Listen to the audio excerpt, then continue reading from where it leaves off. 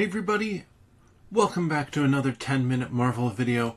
I'm Petter, and today we have a new stack of comics to look at. Now, you might be like, oh, why are you getting so many comics? Obviously, I get a ton of variant cover comics. I do want to go back through them, find some to get graded, and add those graded ones into my collection. I don't pick up these comics necessarily to read this exact copy of the comic. I do most of my reading of comics, and I want to do more reading of comics, but I do most of it on the Marvel Unlimited app.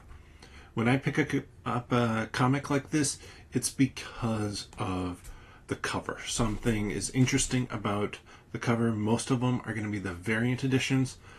So like here, we have a cover with magic on it from X-Men number 2.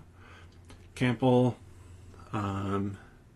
can't read the other part of the signature on there, but something like this I'm picking up because it's a character I think is cool, magic, and it's a variant cover that I like what it's doing with the cover. This is something kind of unique to it. It's a cool character in a cool pose. Much like this one here, which I believe is Blood Hunt. But we got Blade, and you've noticed I picked up a few of these over time.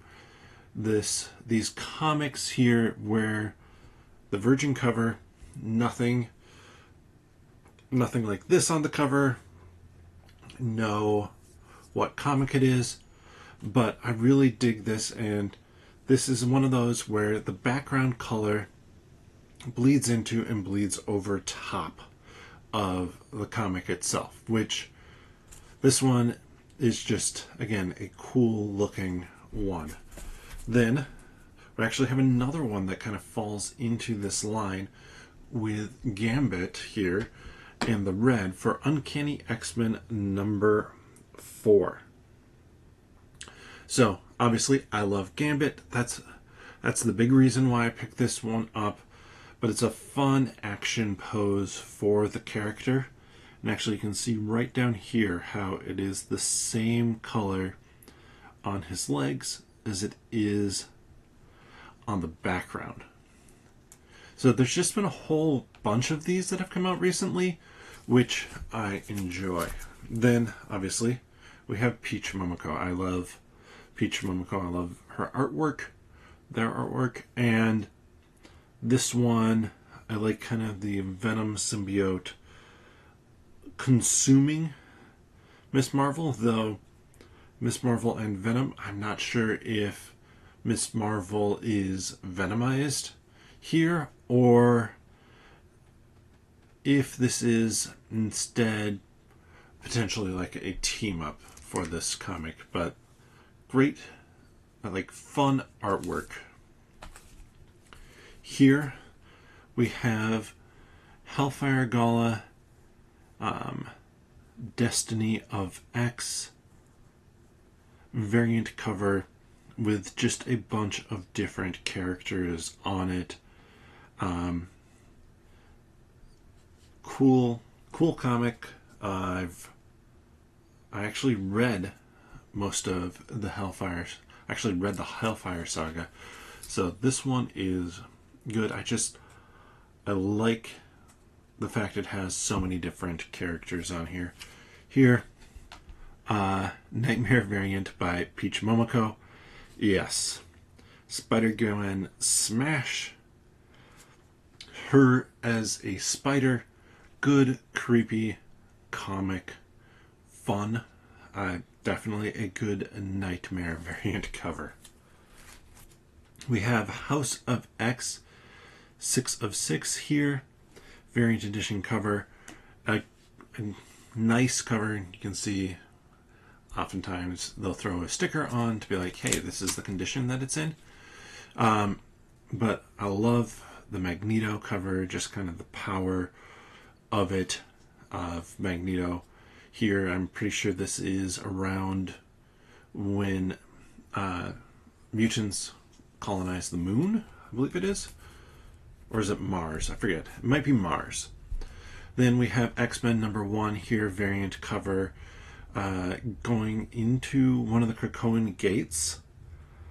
And we have, well, Marvel Girl or Jean Grey walking through. Just a fun, vibrant cover this time. I think that's what stands out about this one. Here we have Demon Wars, another Peach Momoko cover with the different characters facing off against each other. Kind of honestly, a very iconic setup for a cover. And I think it works. I mean, it definitely works well. And I feel like it provides an interesting cover. And then just her art style, and obviously everything here is leaning very into Japanese aesthetic for the cover. It works wonderfully well. Deadly Neighborhood Spider-Man here. We have Demon Bear in the background. And this one, I mean, I like the Deadly Neighborhood Spider-Man on it, but I really like kind of the different words, symbols here that feel like they're very much on top. I don't know that you can see it super well in the picture, but there's plenty of these little black symbols, or like over here it says Demon Bear. Those feel like they are a level higher. Then we have a X-Men, giant size X-Men Storm cover. Just again, a very vibrant, bright comic color cover.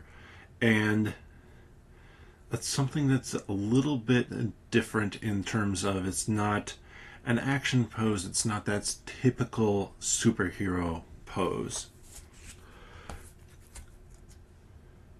Spider-Gwen, Shadow Clones, #1, a variant cover. This one, just kind of a fun one with the clones on there. The Vulture version, Sandman, Doc Ock, Rhino, Kraven, I think. Different variants of her. Kind of a fun idea for a comic, and then a really well executed fun cover.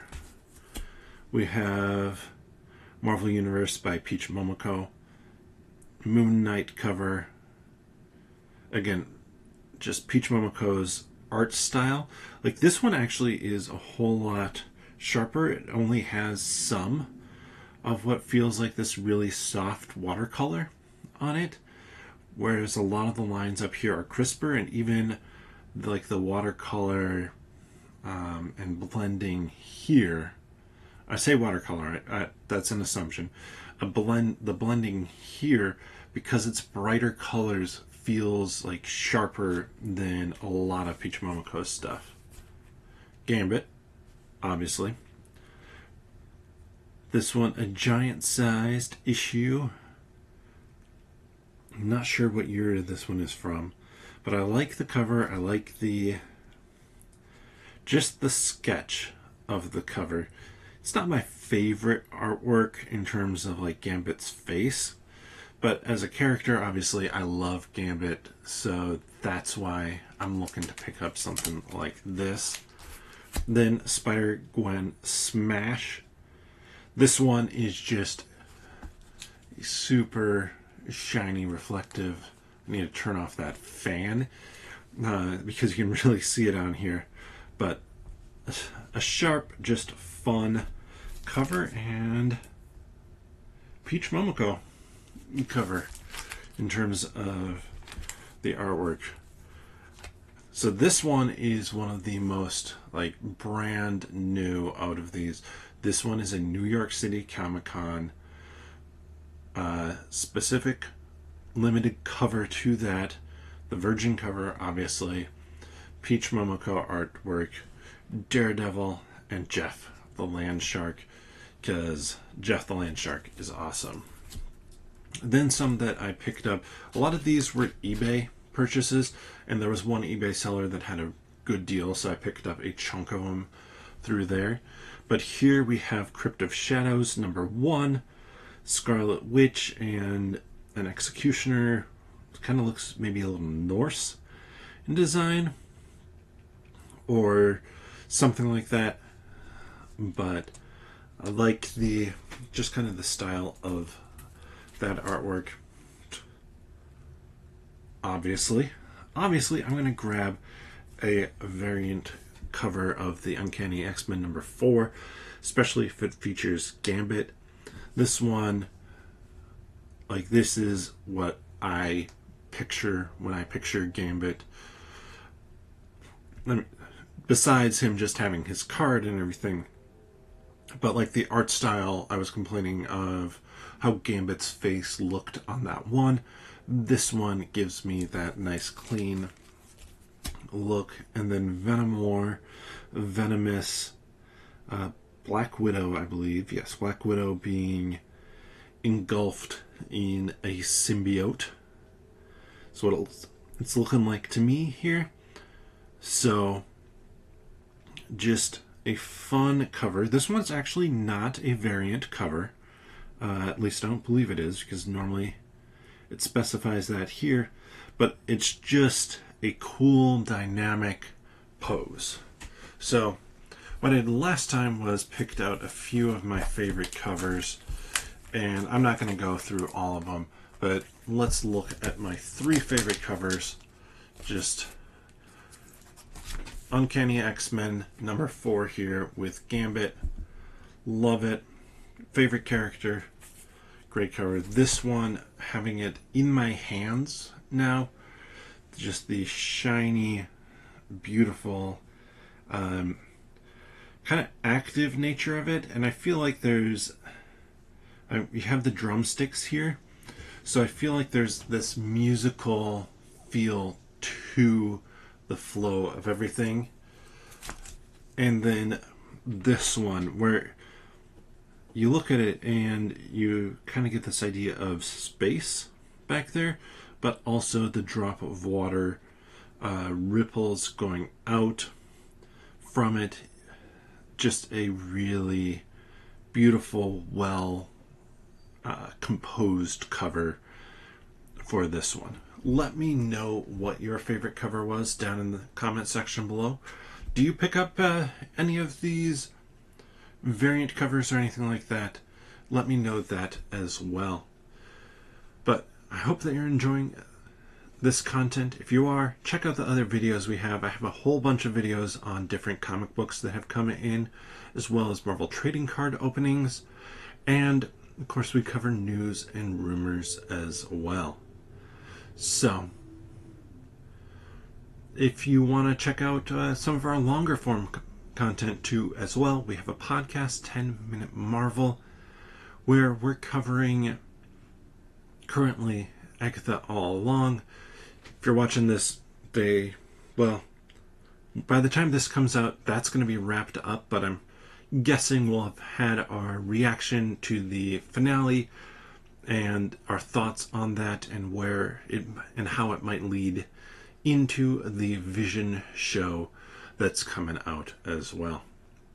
You can find that podcast wherever you get your friendly neighborhood podcast from, or here on YouTube. Click on the channel, subscribe if you haven't already, and click on the podcast tab. You'll be able to find our full back catalog there. But with that, we'll see you next time.